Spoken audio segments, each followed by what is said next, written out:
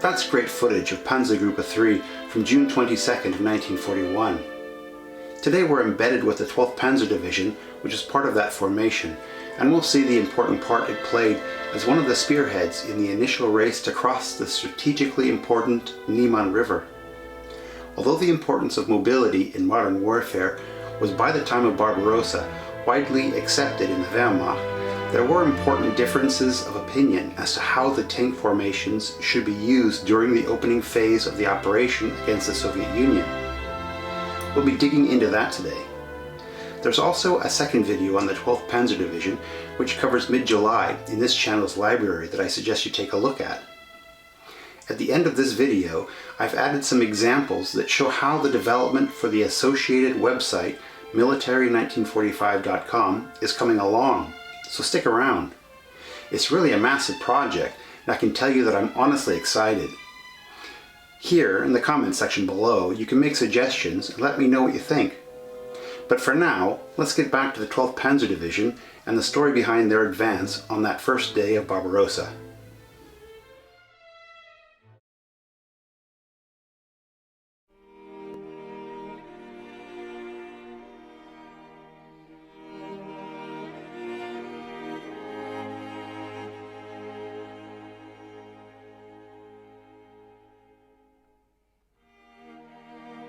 This is a situational map from June 21st of 1941, the day before the surprise attack on the Soviet Union took place.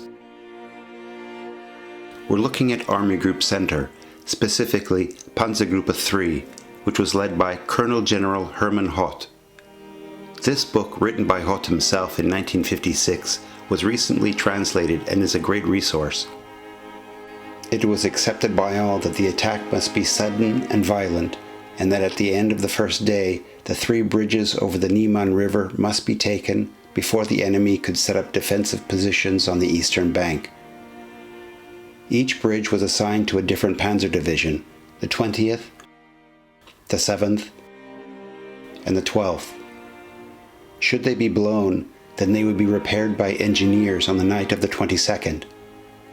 Hoth, aggressively minded, wanted the panzers to surge forwards as quickly as possible and discounted completely the need to maintain contact with the following foot soldiers.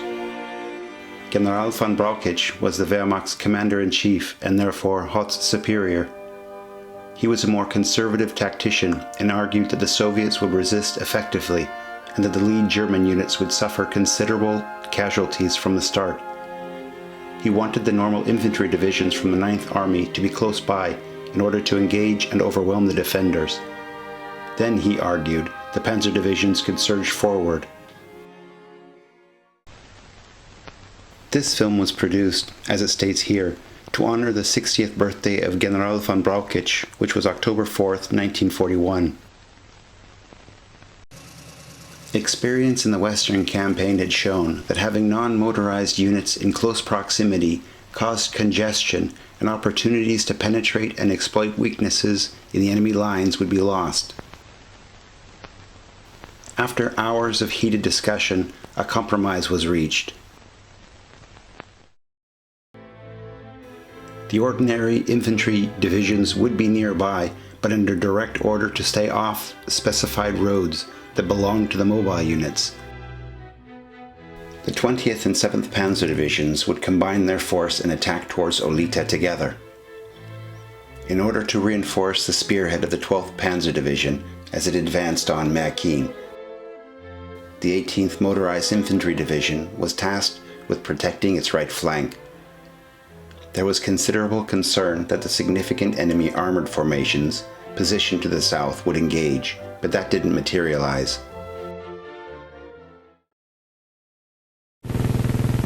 There was no indication that the Neman River was adequately defended. As stated by Hoth, the plan of the 3rd Panzer Group was not to encounter the enemy's main strength, but to penetrate by assault through weakly occupied parts of the enemy front. As the mobile units advanced on the morning of June 22nd, General von Brauchitsch nervously watched their progress from his Fiesler Storch above the front.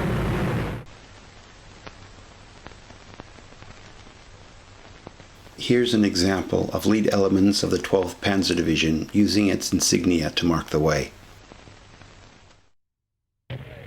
We're again on the ground with the 12th Panzer Division during their advance. To reach Märkien, the 12th needed to advance 45 kilometers through a wooded and lake-rich terrain that was believed to be the border between the central and northern Russian fronts.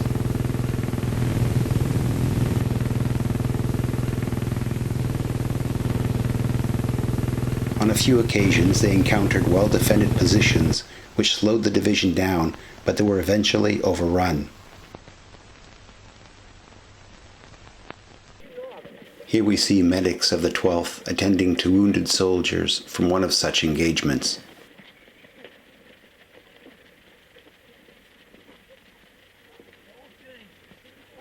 All in all, the day had gone extremely well for Panzergruppe 3. Having the two Panzer divisions advance up the same road to Elita resulted in a terrible traffic jam, which cost the spearhead of the attack precious time. But at least the situation wasn't made worse by the presence of marching foot soldiers. By afternoon, the bridge at Märkien over the Neman River was taken. In fact, all three of the bridges had been captured before they could be destroyed.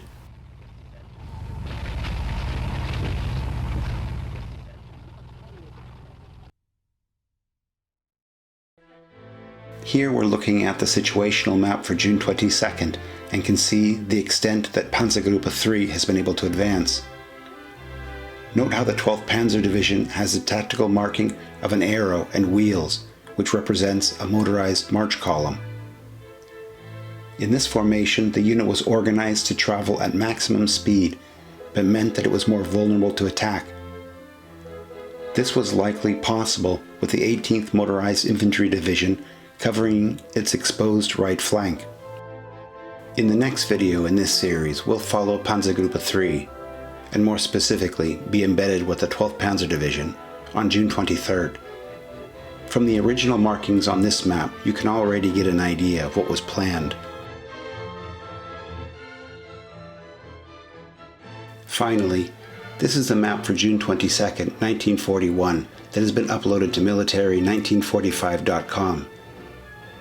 The blue markings you see link the units to videos on my YouTube channel that cover the specific dates. This way, if you're interested in seeing more in Panzergruppe 3, for example, there's links to the 7th Panzer Division, the 20th Panzer Division, the 51st Nebelwerfer Regiment, and the 20th Motorized Infantry Division. The brown markings link to order of battle charts. For example, here's the order of battle for Panzergruppe 3. As you can see, there's a lot of information packed in there, including the unit's name, its commander, and the types of weaponry it was outfitted with. Go to military1945.com and take a look. Let me know below what you think and what additional sources you'd like to see associated with this system. Please remember to like this video and subscribe to the channel. Thanks for watching.